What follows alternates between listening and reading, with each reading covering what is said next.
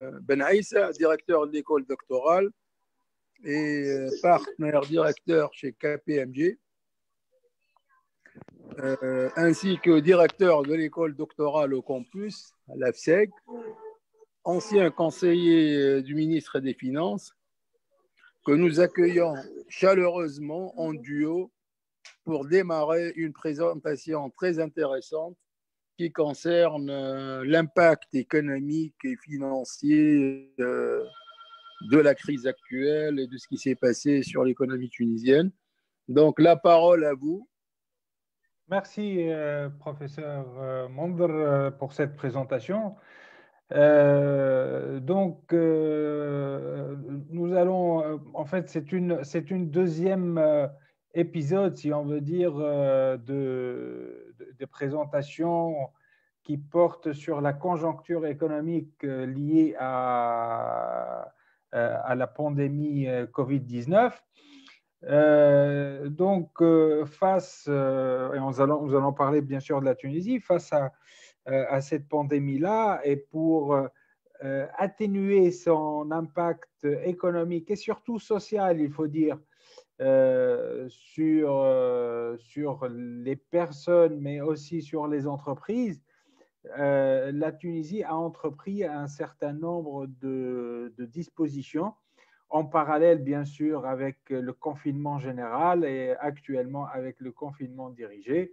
Il y a eu un ensemble, un dispositif, un arsenal de mesures, surtout d'ordre social. Alors, ces dispositions-là, je les ai présentées la dernière fois dans ma présentation. Globalement, il n'y a pas de nouveau concernant ces mesures-là. C'est toujours, si je veux rappeler, d'abord, au niveau des entreprises, il y a eu tout ce qui est report des crédits et des échéances qui tombent donc durant ces trois mois, report du paiement des impôts, des subventions pour permettre aux entreprises de payer les employés. L'objectif était de ne pas perdre ni les entreprises, ni les emplois. Bon, bien sûr, en cours de route, il y a eu de la casse. On va voir un peu les chiffres. On va voir les chiffres qui vont tomber d'ici quelques jours de nombre de faillites. Mais les dispositions ont atténué d'une façon significative l'impact de cette crise. Aussi, il y a eu des dispositions pour les personnes physiques. La même chose, donc, au report des échéances des crédits jusqu'à 6 mois. Il y a eu toutes les aides sociales sur deux tranches. Et donc, tout cela pour permettre aux gens de consommer ce qui est nécessaire, ce qui leur est nécessaire pendant cette période de confinement. Bon, il y a eu depuis la dernière présentation, il y a eu juste de la part de la Banque centrale une disposition qui suspend tout ce qui est poursuite concernant les chèques. Donc, s'il y a des chèques qui sont impayés, toutes les dispositions qui sont relatives à ces chèques impayés seront reportées. Alors, pour financer toutes ces dispositions-là, il y a eu pas mal de financements extérieurs. Nous avons relevé quelques 6 000 millions de dinars, 6 milliards de dinars de fonds étrangers. Parmi ces 6 milliards de dinars, pratiquement 1 milliard de dinars sous forme de dons de l'Union européenne. Donc, c'est pas mal d'argent, sachant que le budget global de l'État s'élève à 47 milliards.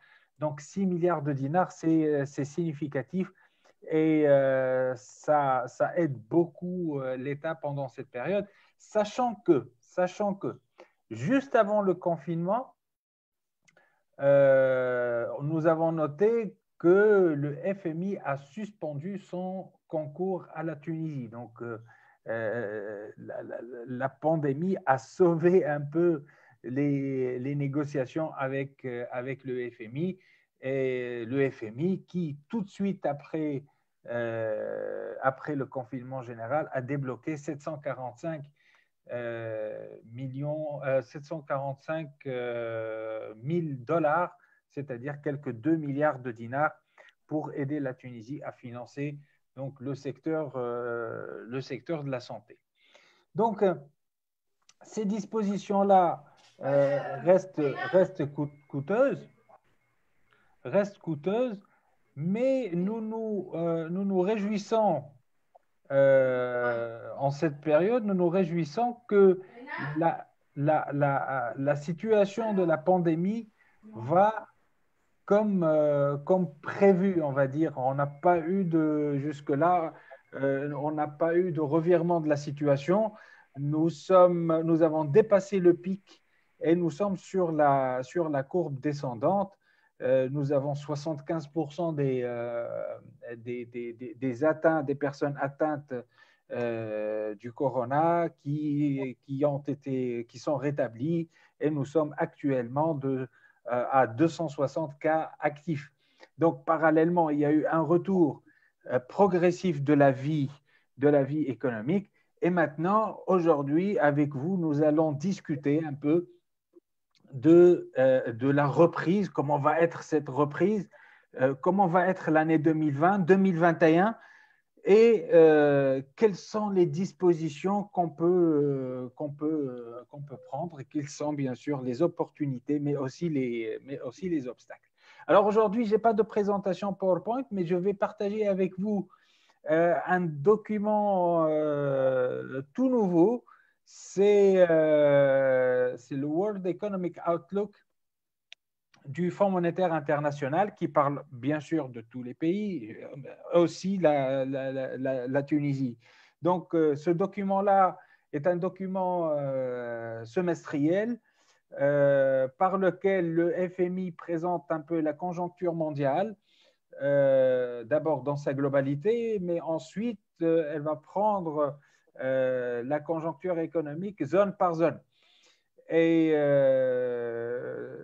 donc, le problème par rapport aux autres World Economic Outlook, le problème, c'est un peu le manque de visibilité, quoique le FMI a adopté une hypothèse pour tout le monde, aussi bien pour la Tunisie que pour le reste du monde. Et on va discuter ensemble cette hypothèse, sa pertinence, est-ce qu'elle est réalisable? Si oui, quelles sont les conditions pour sa réalisation, n'est-ce pas? Donc, je vais essayer de partager un peu mon écran.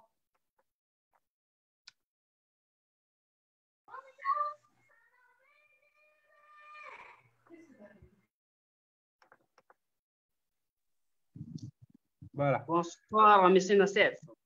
Oui, bonsoir. C'est M. Toli depuis N'Djamena au Tchad. Oui, bonjour, M. Toli. Ça va? Nous sommes donc dans la conférence. Bienvenue. Oui, est-ce que vous avez déjà fini de présenter votre exposé? Donc, j'ai certaines questions à vous poser. Non, pas encore. Pas encore. OK. OK, très bien. Donc, alors, je cherche un peu le document.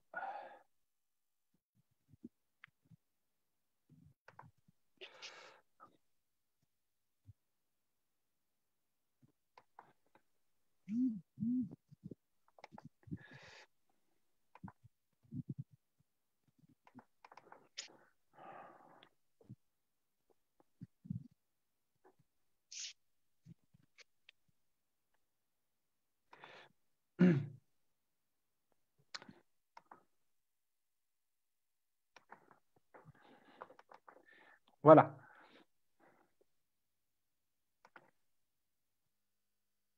Voilà. Est-ce que vous avez devant vous World Economic Outlook? Allô? Oui, Nas, Oui, c'est bon. Très bien, très bien. Alors, comme vous le voyez, c'est une version qui sera complétée courant mai 2020, donc courant ce mois-ci. Donc, c'est tout nouveau. Et donc, dans cette version, on parle bien sûr de ce qui va se passer dans le monde. Alors, ici, nous avons des statistiques, je crois. Alors, voilà, je suis sur le bon document. Donc, si on va directement au tableau qui intéresse la Tunisie, donc je vais partager avec vous ce document-là. Hein.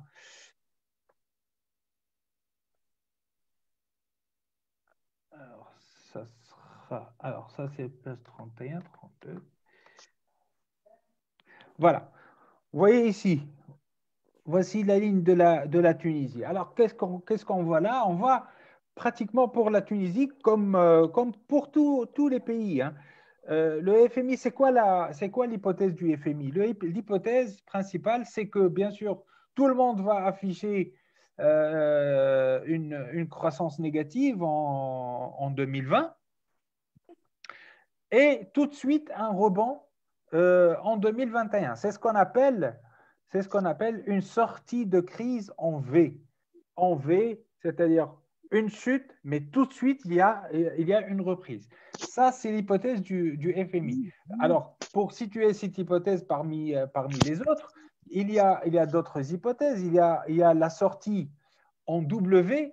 La sortie en W, c'est lorsque on suppose qu'il y aura une deuxième vague de la pandémie et donc un besoin du retour au confinement général, donc une chute après une certaine reprise et parallèlement avec le deuxième confinement, une rechute et après une reprise. Moi, je pense que en ce qui nous concerne, on va essayer d'être patient pour 40 jours d'après les gens de la santé. Ils nous demandent de patienter 40 jours et d'afficher 0 nouveau cas pour anéantir complètement cette éventualité de sortie en W. Il y a aussi la sortie en U.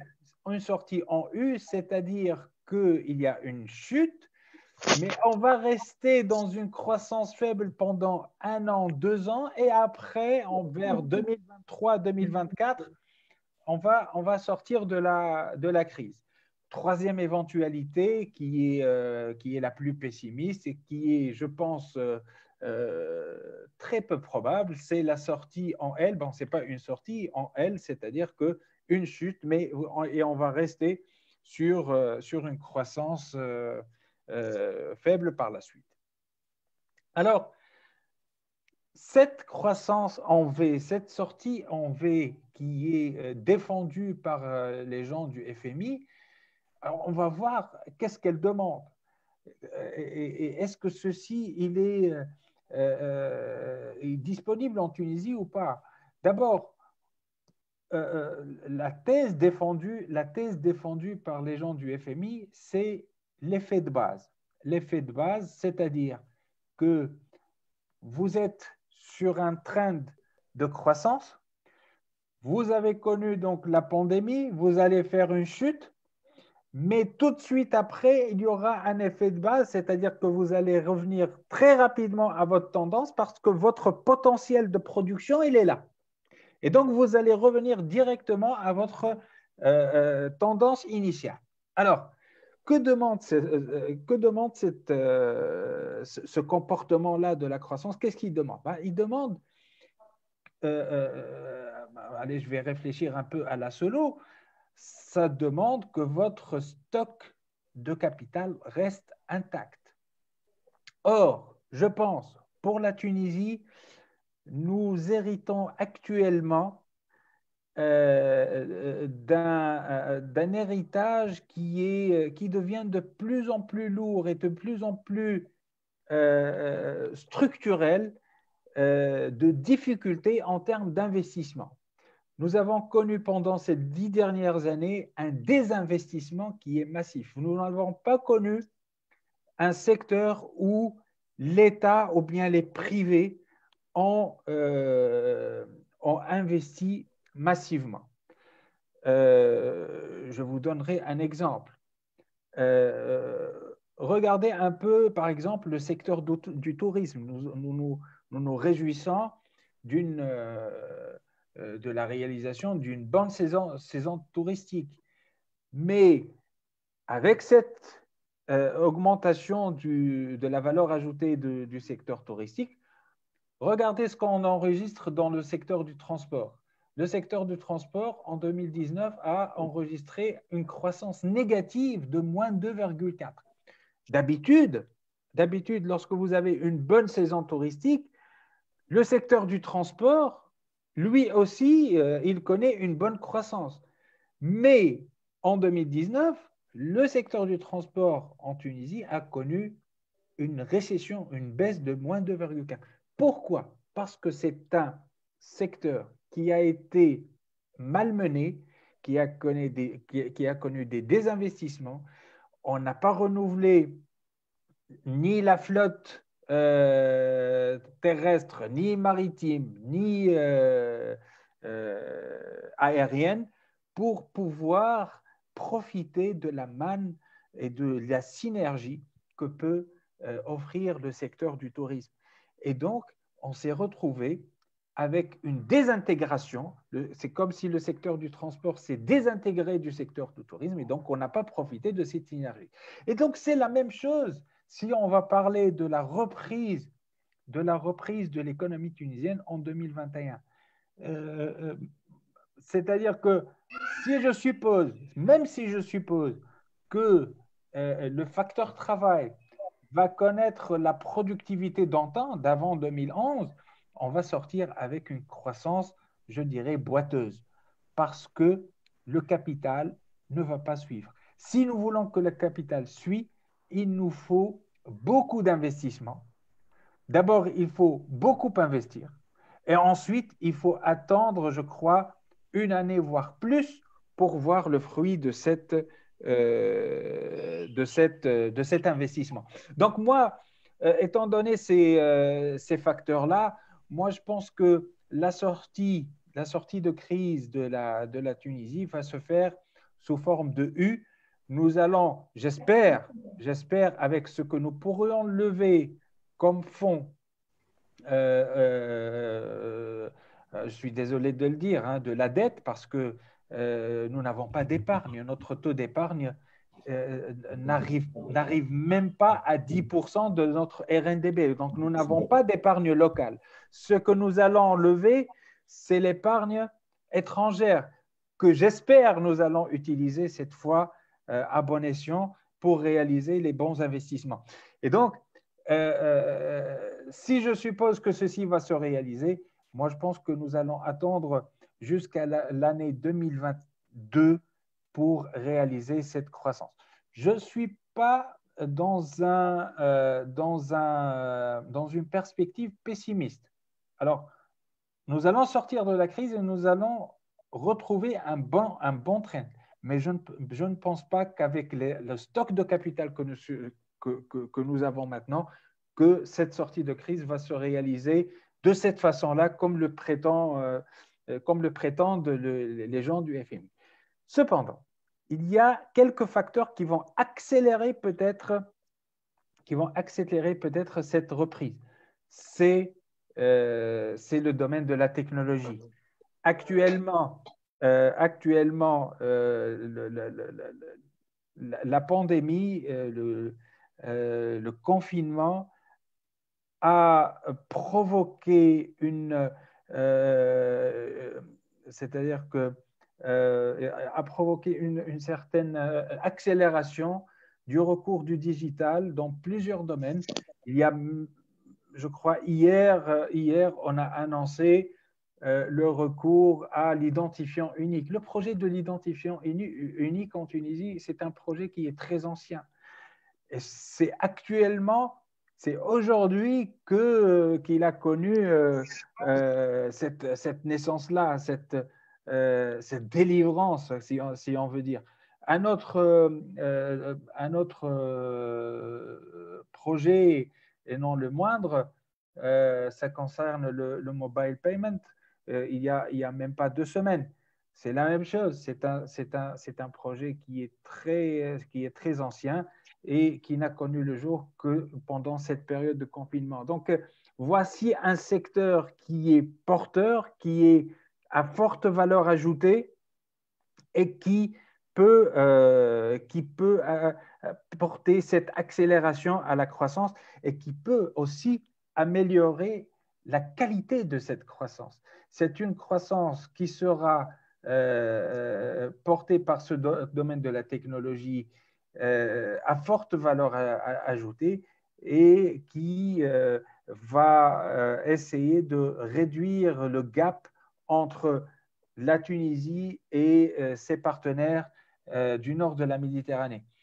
Moi, je pense qu'il y a d'autres facteurs qui vont aider pour sortir de cette crise. Nous savons très bien que depuis les années 50, la croissance tunisienne part du côté de la demande. Du côté de la demande, la croissance tunisienne a été toujours menée par la classe moyenne, une classe moyenne forte, bien sûr, qui a perdu beaucoup de force ces dernières années. Mais je pense que grâce à la disposition qui consiste à bloquer un peu les remboursements des crédits, ceci va provoquer, enfin, va augmenter un peu l'épargne privée. J'espère que le secteur bancaire saura capter cette épargne-là et ne sera pas tout simplement thésaurisée sous les oreillers. J'espère que cette épargne va circuler, va être drainée par le secteur bancaire. Donc, autant de facteurs financiers qui pourront peut-être être à la faveur d'une certaine croissance. Alors, quels sont les secteurs qui vont démarrer en premier? Moi, je pense que si on voit un peu la répartition sectorielle du PIB, d'abord, je remarque que l'agriculture a resté fidèle à elle-même. C'est un secteur qui reste structurellement dépendant des facteurs climatiques. Bon, cette année-là, sur le plan pluviométrie, n'a pas été aussi mauvaise que ça. Donc, on aura, je pense, une bonne récolte.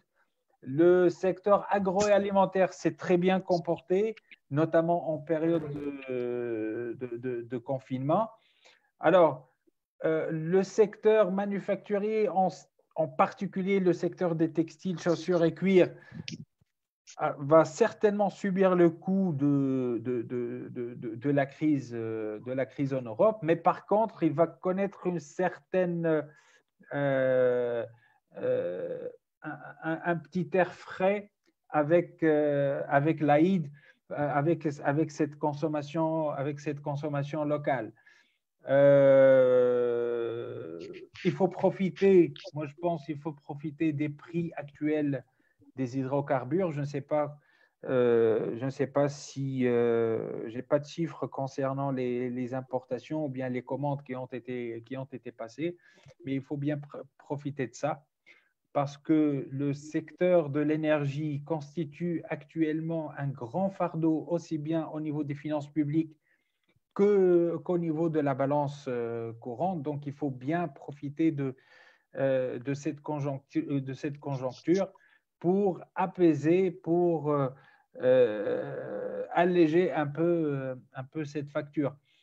Donc, si je veux résumer un petit peu, c'est pour dire que cette période de pandémie, c'est un choc certes négatif, avec une chute de croissance, avec une inflation qui va repartir. Ici, si vous regardez un petit peu, nous étions en février, nous étions à 5,7. Alors maintenant, en 2019, c'est prévu qu'on soit à 6,7 pour toute l'année et on sera au-dessus de 6% pour l'année 2020. Donc, il va y avoir une certaine inflation, peut-être même supérieure à 6%, puisque la politique monétaire va maintenant vers plus de souplesse. Donc, il est attendu qu'on connaisse un peu plus d'inflation. Quoi d'autre? Il y aura certainement des pressions sur les finances publiques, il y aura une augmentation de la dette, mais aussi cette crise-là est porteuse de certaines opportunités, telles que la baisse des prix des hydrocarbures, cette relance du secteur de la technologie, et peut-être certains comportements économiques vont changer vers plus de rationalité, et ce qui va nous permettre peut-être d'accélérer cette reprise. Mais toujours est-il, je pense que cette hypothèse de sortie en V formulée par le FMI, je pense qu'elle est difficile à réaliser, étant donné notre héritage en termes d'investissement durant les 10 dernières années. Voilà, c'est ce que j'ai voulu dire jusque-là. J'espère qu'il n'y aura pas de données qui vont bouleverser ces projections, surtout sur le plan pandémique. Je ne sais pas, qu'est-ce que vous en pensez concernant cette hypothèse de sortie de crise. Je vais laisser un peu l'écran figé sur ce tableau pour regarder un peu aussi l'ensemble des pays et pour pouvoir discuter avec vous ce scénario de sortie de crise. Voilà, merci beaucoup.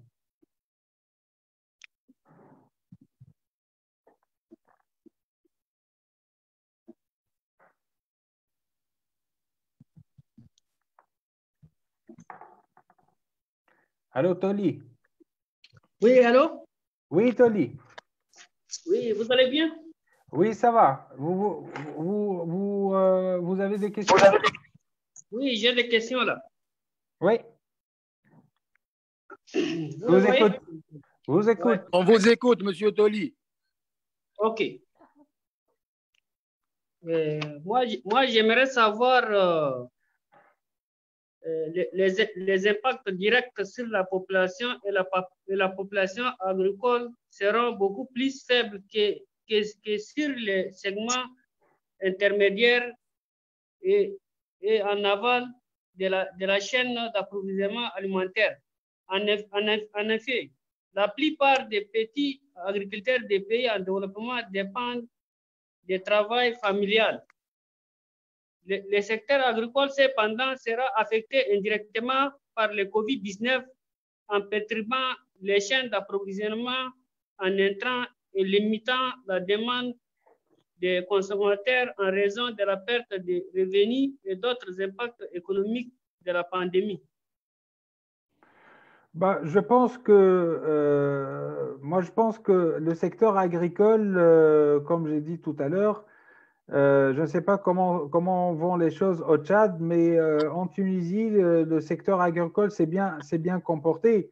Et moi, je pense que la pandémie, justement, cet effet pandémie va au profit des petites exploitations familiales, puisque ces exploitations familiales continuent à travailler dans la pandémie. Ce sont des familles, ils appartiennent à la même famille, ils sont sur une même habitation, sur un même endroit, ils n'ont pas besoin de se déplacer ni de prendre de transport, donc ils peuvent continuer à travailler.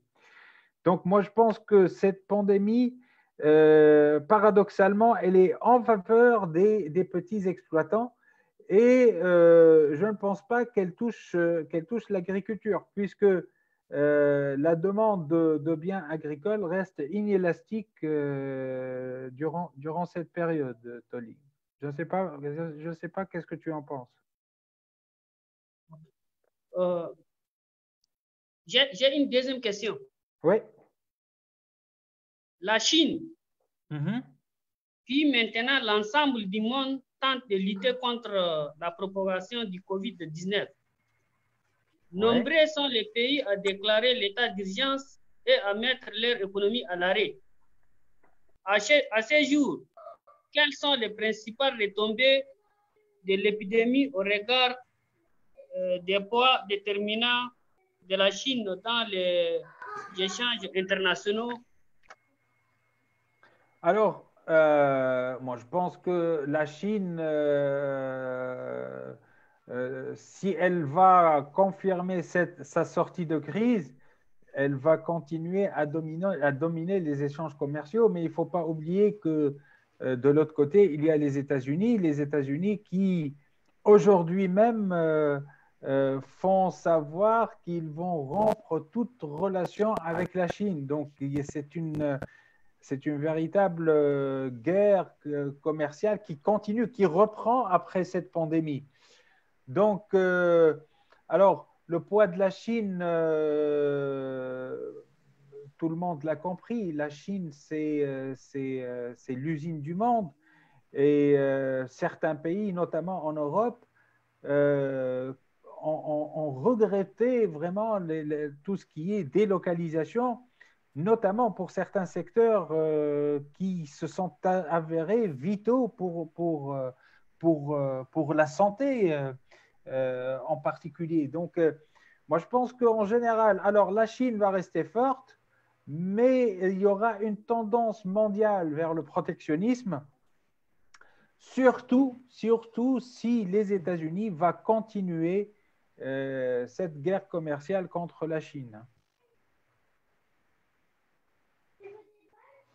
Donc, j'ai deux questions à vous poser pour finir avec vous et revenir après. Oui, je vous écoute. Ok. Le COVID-19 se répand dans les mondes en développement. De nombreux pays à revenus faibles ou intermédiaires signalant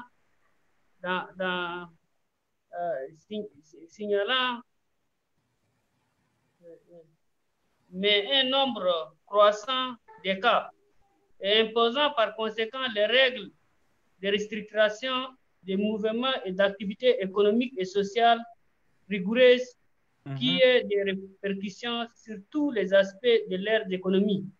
Comment le COVID-19 affecterait-il les chaînes d'approvisionnement alimentaire dans les pays en développement? Alors, la chaîne de valeur, bon, je ne pourrais pas, je n'ai pas assez d'éléments pour prévoir comment va évoluer la chaîne de valeur. Bon, il y a toujours, comme je vous ai dit, il y a toujours la Chine qui va continuer à être un peu le principal approvisionneur du monde. Mais pour les pays, on va dire, allez, les pays en voie de développement, notamment les pays d'Afrique, moi je pense que face à cette pandémie, ces pays-là doivent nécessairement renforcer leurs structures, notamment les structures sociales, les structures en termes de santé, d'aide sociale, etc., pour pouvoir remonter un peu la pente. La Tunisie, vous savez, la Tunisie actuellement la Tunisie n'est pas un pays riche. La Tunisie connaît des difficultés depuis une dizaine d'années. Le secteur de la santé de la Tunisie connaît un désinvestissement depuis 25 ans. Bon, on arrive à réaliser ce résultat-là. Pourquoi? Parce qu'il y a une certaine gouvernance qui a permis de prendre des dispositions à temps, voire même à l'avance, pour prévenir la propagation de la pandémie. Moi, j'espère que les pays qui viennent d'être touchés par la pandémie suivent ce comportement-là, c'est-à-dire de prendre les dispositions nécessaires à temps. Pour mettre la situation en contexte, qu'est-ce que la littérature sur les chaînes d'approvisionnement alimentaire suggère pour les pays en développement? Il faut dire, bon, j'ai pas eu l'occasion de lire de voir la littérature qui porte sur la chaîne de valeur alimentaire.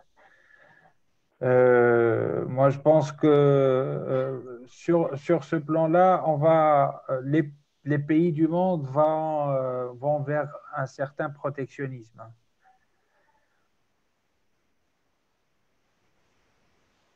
Et comment les gouvernements doivent-ils réagir afin de minimiser les perturbations de la chaîne d'approvisionnement induites par les diverses restrictions imposées sur les mouvements et l'activité de la chaîne d'approvisionnement alimentaire?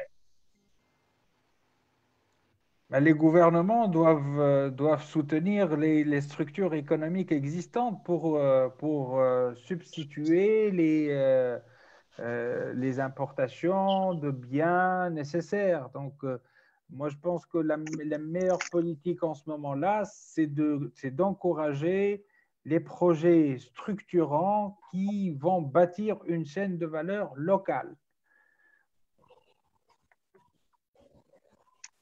Nas, bonsoir. Bonsoir tout le monde. Bonsoir. Alors, je vais essayer d'intervenir. Je pense pas. Est-ce que Safwan va intervenir là juste après ou je peux intervenir sur deux, trois choses? Oui, bien sûr. Tfadal, Mac. Moi, je pense, Nas, il y a beaucoup de choses dans tout ce que tu viens de dire. Mais pour moi, par exemple, pour la Tunisie, la première chose à faire, c'est d'aller renégocier, si tu veux, la dette de la Tunisie. Ça, c'est très important. Ça nous permet déjà d'alléger un peu, si tu veux, l'intérêt sur la dette. Le deuxième point, tu as évoqué la notion du taux d'intérêt, tu as parlé de l'inflation. Moi, je pense dans l'immédiat, il faut baisser les taux d'intérêt, même si on va se retrouver avec des taux d'intérêt réels négatifs, ce n'est pas grave parce que ça va permettre à l'économie d'être relancée. La différence avec la crise 29 et pourquoi le Fonds monétaire international, il parle de la courbe en V, parce qu'en fin de compte, il y a une raison derrière. La raison, c'est que les machines étaient à l'arrêt. On n'était pas en 1929, on n'était pas après la Deuxième Guerre mondiale. Donc, on peut imaginer la reprise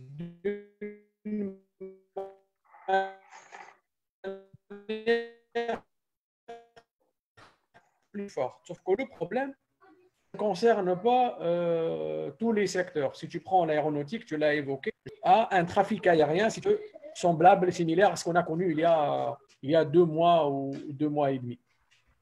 Donc, il y a un côté aussi qu'on a négligé, peut-être, on n'en a pas trop parlé aujourd'hui dans ta conférence, dans ta présentation. Et ça rejoint une question qui était posée tout à l'heure par l'intervenant. Je pense qu'il y a l'aspect écologique qui va jouer d'une manière importante. Donc, on peut imaginer un nouveau ordre mondial. C'est vrai, la Chine, c'est l'usine de Mantes. Donc, c'est le premier exportateur avec un solde de la balance commerciale nettement excédentaire par rapport aux autres pays. Donc, moi, je pense qu'il y aura le respect de l'environnement, moins de consommation au niveau du pétrole. Et l'exemple, par exemple, que je donne, les Allemands, ils fournissent les machines pour la production des masques aux Chinois. Et donc, récemment, ils viennent de prendre une décision de remettre une partie de cette production au niveau national. Donc, moi, je pense que la mondialisation, elle va continuer, mais avec une autre forme, responsable. Et tant qu'on n'a pas un vaccin, je pense une reprise, si tu veux, quels que soient les pays développés ou émergents, sera très, très difficile. Attention, le cas de l'Afrique, c'est un peu différent. Pourquoi? Parce que l'Afrique, pour le moment, quand je dis l'Afrique, même le Maroc, la Tunisie sont dedans, l'Algérie, tout le continent, à l'exception peut-être l'Afrique du Sud, qui est touchée d'une manière significative. Je pense pour le moment, on est épargné. D'accord? les gens font des prévisions, des pronostics. Peut-être il y aura un retard de 2 mois, 3 mois. Moi, je reste un peu, je me méfie un petit peu de ça. Je pense que l'Afrique, elle sera épargnée et voire même, ça va être, si tu veux, un lieu d'investissement des capitaux étrangers. Et ça va permettre à l'Afrique de créer de la richesse et de renforcer, si tu veux, toute la chaîne de distribution, etc., etc. Voilà tout ce que j'ai voulu vous dire par rapport à cette intervention. Et je te remercie et je remercie encore une fois l'UMLT pour cette organisation de cette conférence. Merci beaucoup, cher Macron. Bon, il y a beaucoup de choses effectivement, dans ton intervention. Bon, d'abord, la renégociation des conditions d'endettement de la Tunisie. Bon, actuellement, le FMI a exclu la Tunisie d'un certain rééchelonnement ou bien de certaines mesures pour alléger la dette. Pour le moment, nous sommes exclus. En ce qui concerne le taux d'intérêt, moi je pense que les interventions actuellement, les interventions de la Banque centrale, après la baisse, la dernière baisse en mars de 100 points de base, les interventions sont plutôt quantitatives. Pour le moment, elles sont plutôt quantitatives. Et alors, nous sommes actuellement à 6% d'inflation avec un TMM de 6,75. Ce qui fait que nous sommes avec un taux d'intérêt réel pratiquement nul. Bon, ça nous donne de la marge, mais on va voir peut-être bien. De toute façon, la politique monétaire, elle va vers l'assouplissement. Nassef, Ce qui est sûr. sur ce point, moi, je pense qu'il faut vraiment baisser le taux d'intérêt, même s'il est en termes réels, il est négatif. Et je vais te donner le contre-exemple. Si tu prends, par exemple, les taux d'intérêt sur le marché suisse, ce sont des taux d'intérêt négatifs carrément. En termes nominaux, on ne parle pas d'inflation. Tu vois? Donc, moi, je pense, pour inciter les gens à consommer, il faut baisser les taux d'intérêt parce que réellement, c'est lié à la relation de Fischer. Et on peut aujourd'hui même en débattre de cette relation. Ça fait 40 ans on est en train de l'utiliser. Non, les taux d'intérêt, il ne faut pas qu'ils soient en termes réels négatifs. On le voit en termes nominaux, c'est négatif, voire même nul.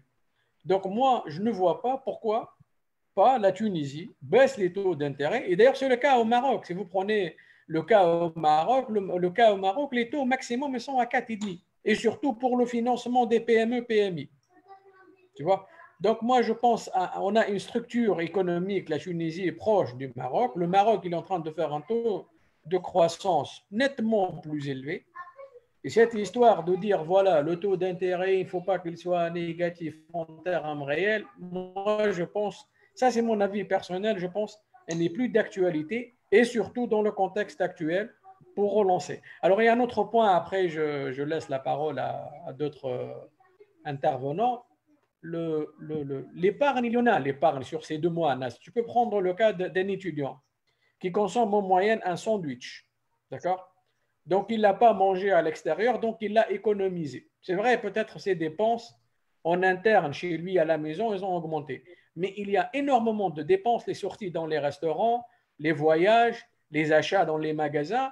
Tout cet argent, toutes ces sommes d'argent, moi, à mon avis, ils vont être réinjectés dans l'économie, que ce soit en Tunisie, que ce soit au niveau international, que ce soit en Afrique. Et ça pourrait, je ne dis pas, je n'ai pas un ordre d'idée sur la valeur ou l'impact, si tu veux, d'une telle injection de cet argent de nouveau au niveau de l'économie, mais je pense que ça va booster l'économie dans un ordre de 2 à 3% qui n'est pas négligeable. 2 mois sans consommation, une consommation qui converge vers zéro, d'accord? C'est vraiment qui se limite au nécessaire. Les gens maintenant, ils ont envie de sortir, d'acheter des vêtements. Et on le voit même en France, ils ont demandé un report, si tu veux, des périodes de solde de 2 mois. Et je pense qu'il y a un épargne qui existe en ce moment, et cette épargne sera réaffectée à la consommation, et ça pourrait aider Ça ne résout pas les problèmes, mais ça pourrait aider un petit peu. Ouais, j'ai parlé, effectivement, tout à l'heure, j'ai parlé de ça comme étant un facteur booster après de l'épargne et de l'investissement et de la consommation aussi. D'autant plus qu'on sait très bien que les ménages tunisiens sont des ménages surendettés et le fait de reporter les échéances de crédit va leur donner une bonne bouffée d'air, ce qui va, moi je pense que c'est une bonne opportunité et ça sera très très bien si on peut mesurer son étendue. Juste pour vous donner une idée sur ce que va être la politique monétaire par la suite, le gouverneur dernièrement a déclaré, il a dit, si on a le feu à la maison, on ne va pas avoir peur d'abîmer la télévision avec de l'eau. Donc, on va y aller à fond. Ce qu'il a promis depuis 3 semaines, c'est 10 milliards de dinars d'injection sur le marché monétaire, sur le plan quantitatif.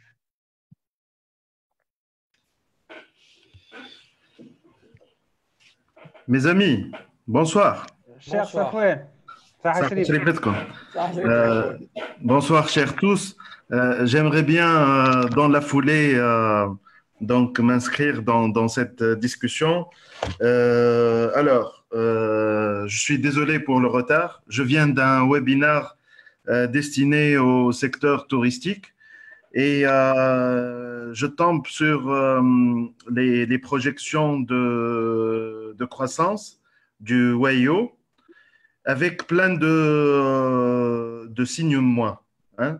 Et à vrai dire, j'en suis persuadé que face à cette situation, une PME, dès lors qu'on bascule dans la zone négative hein, de la croissance, elle va commencer à voir rouge et donc elle ne va pas différencier un moins 1% à un moins 10%.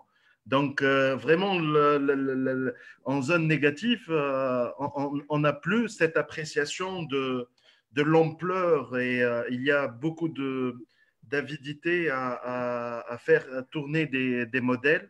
Et Dieu sait que pour le AEO, pour l'African Economic Outlook, j'étais le bâtisseur du modèle de prévision et je n'oserais jamais, et même pour l'économie tunisienne avec le modèle DSGE en 2011, mais j'ai vraiment la flemme de le faire tourner pour simple raison que les résultats, je vais en obtenir, mais ça ne va jamais être robuste.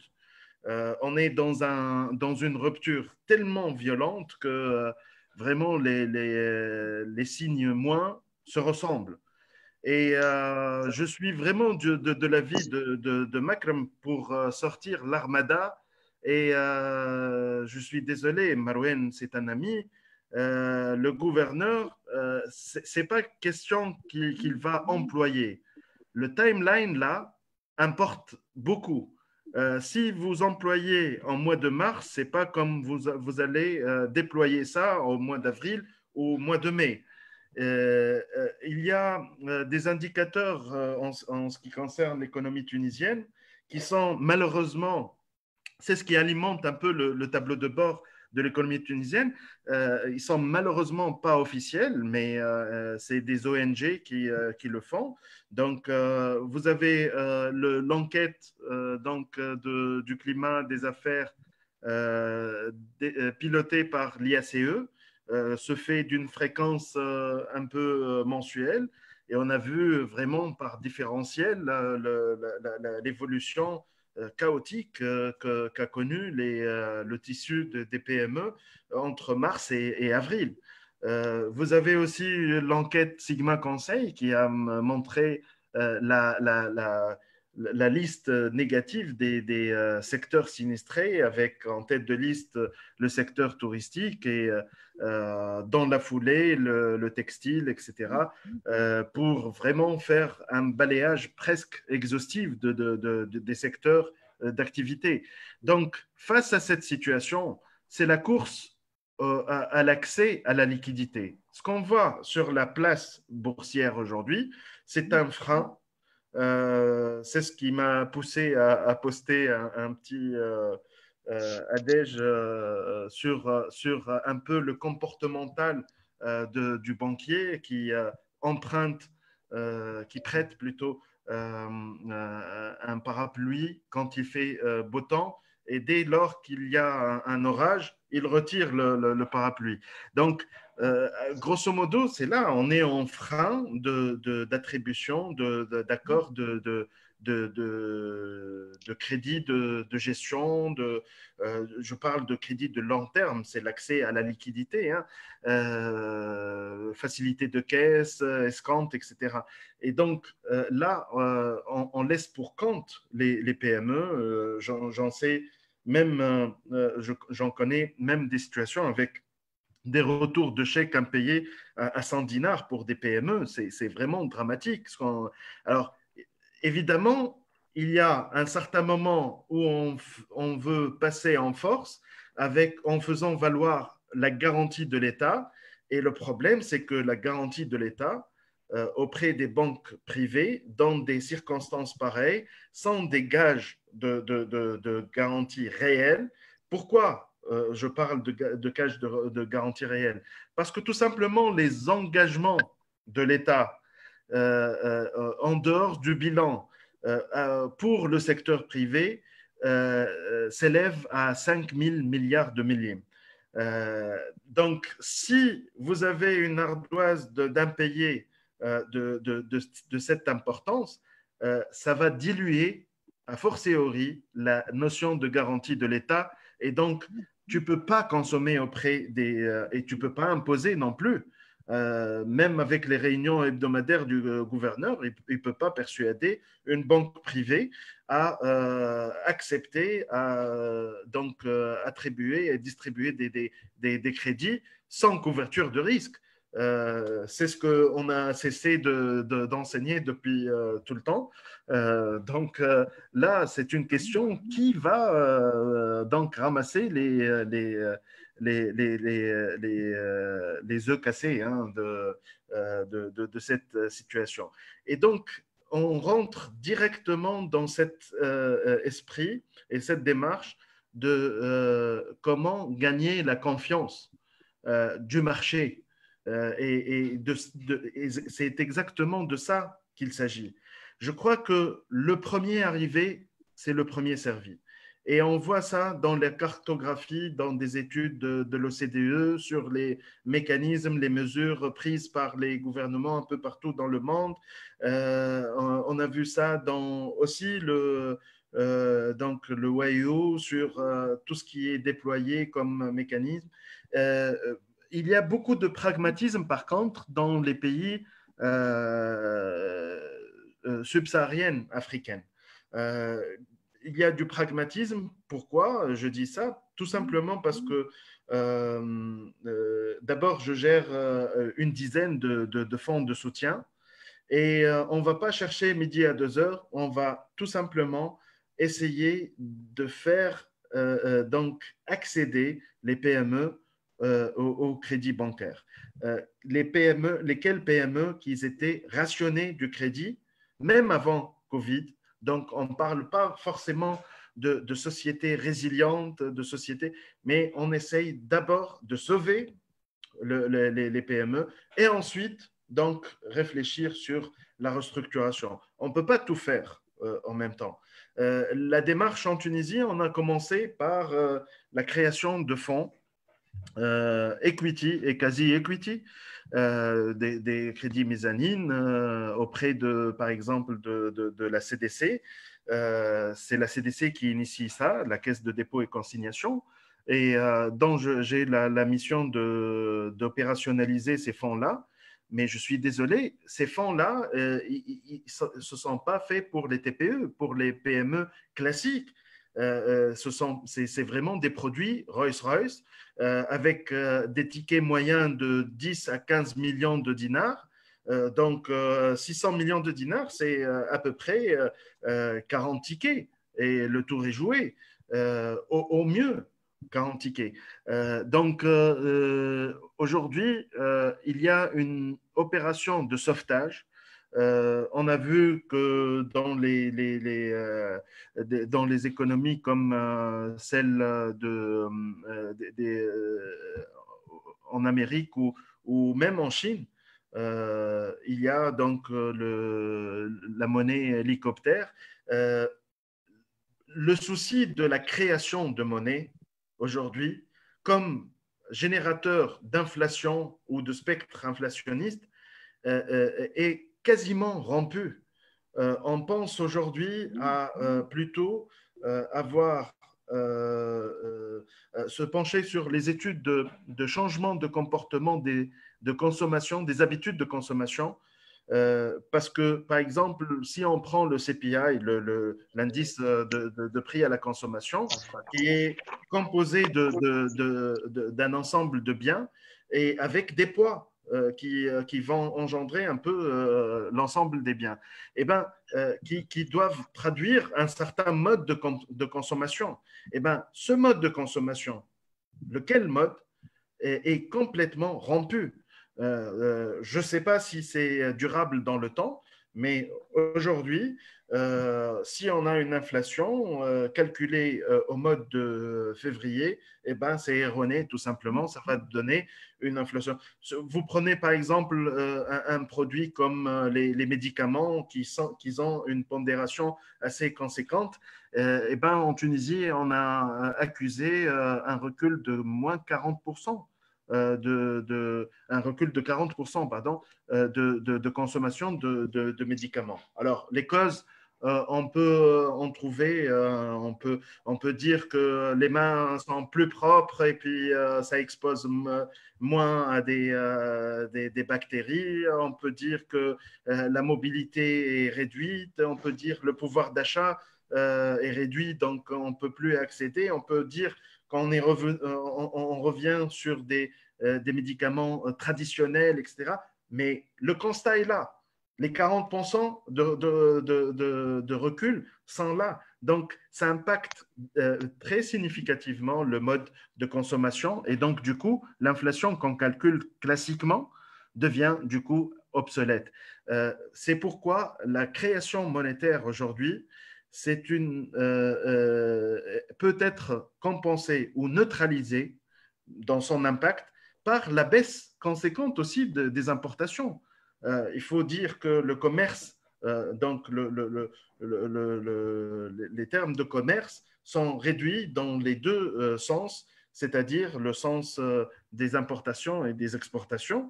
Donc, du coup, on peut se permettre définitivement cette création monétaire, conjugué au fait que plus tôt c'est fait, mieux ça sera. C'est une question, c'est une course vraiment à l'opérationnalisation j'en parlais tout à l'heure avec les précédents conférenciers. Le Premier ministre français hier, il s'est adressé à ses compatriotes pour leur dire, vous pouvez aller in fine donc, en vacances en juillet, au mois de juillet, sauf que il faut rester en France.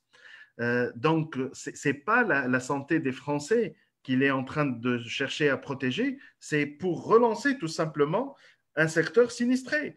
Et c'est le cas pour l'ensemble des secteurs d'activité. Aujourd'hui,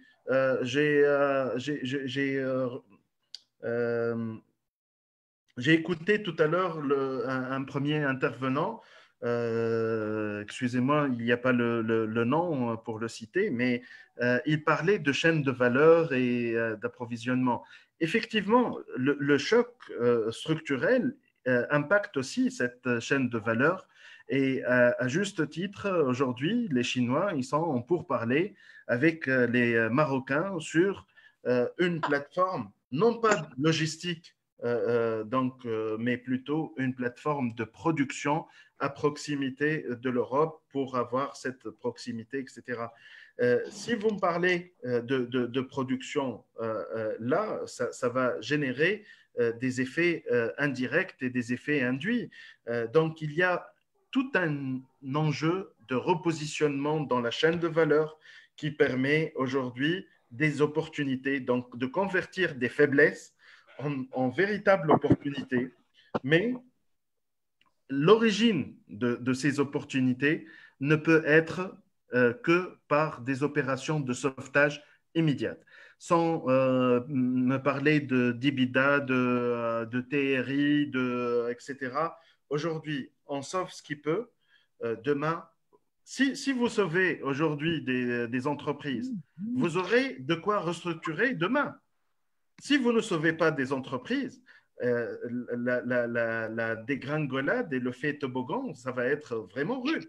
Parce que non seulement vous allez vous retrouver avec plein de chômage, mais aussi de manque à gagner de recettes fiscales. Et les pays africains, d'une manière générale, ce ne sont pas des pays qui roulent qu'avec ces recettes fiscales.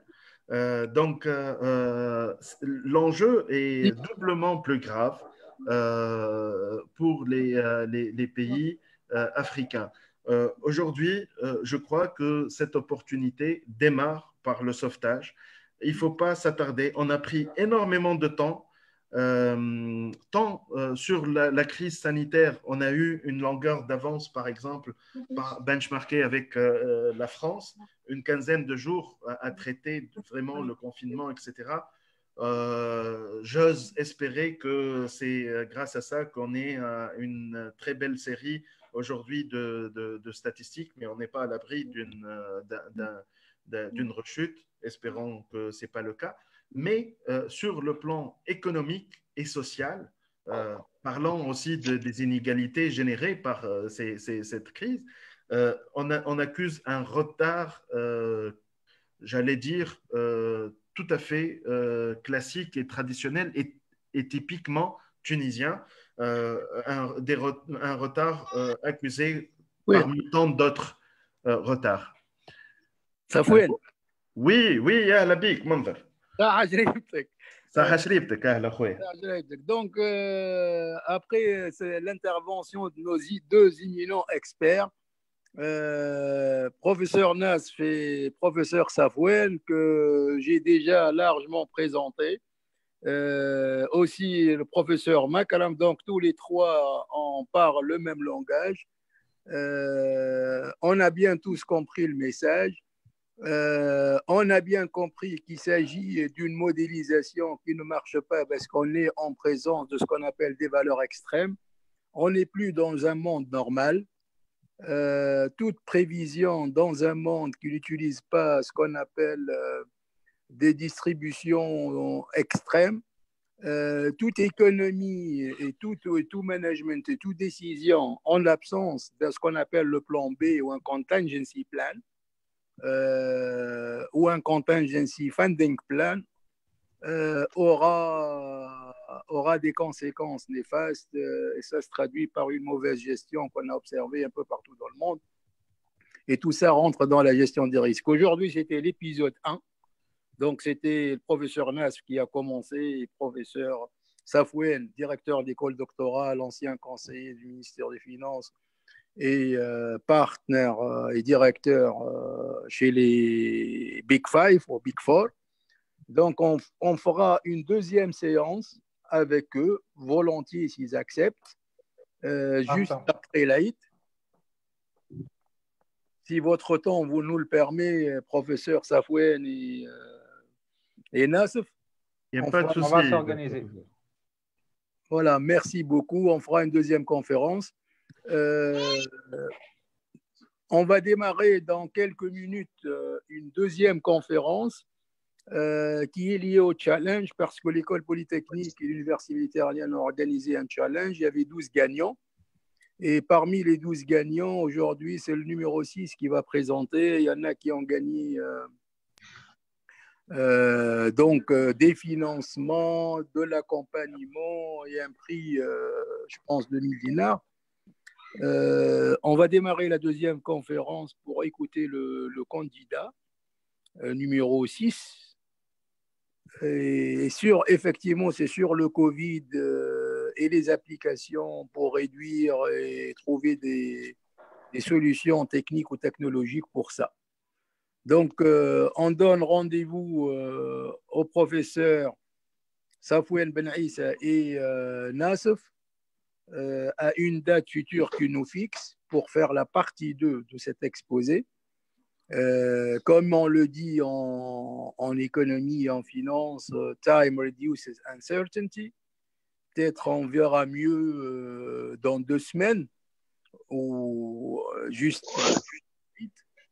Et s'ils veulent nous joindre, parce qu'il y a des experts internationaux qui sont dans la conférence suivante pour juger de la pertinence et des applications Covid développées dans le cadre de notre challenge, en particulier le professeur Ben Ali qui nous attend aussi. Il est en France, il représente 24 pays pour le matériel médical et les médicaments.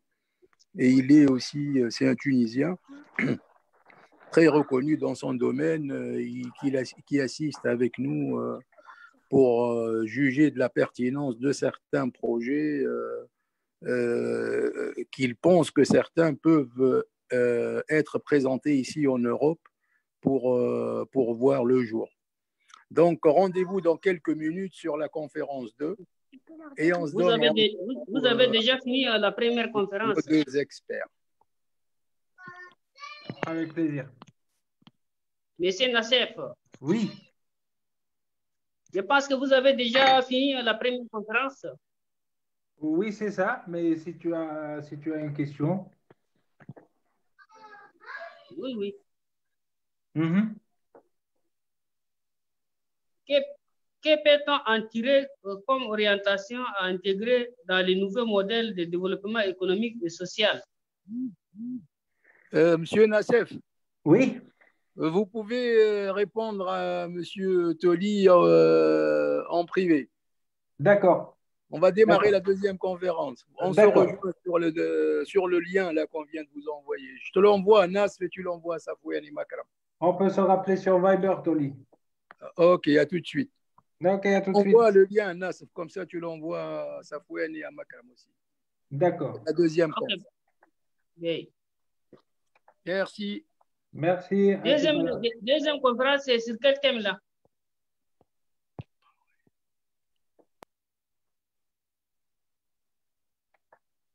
La deuxième conférence, c'est sur quel thème?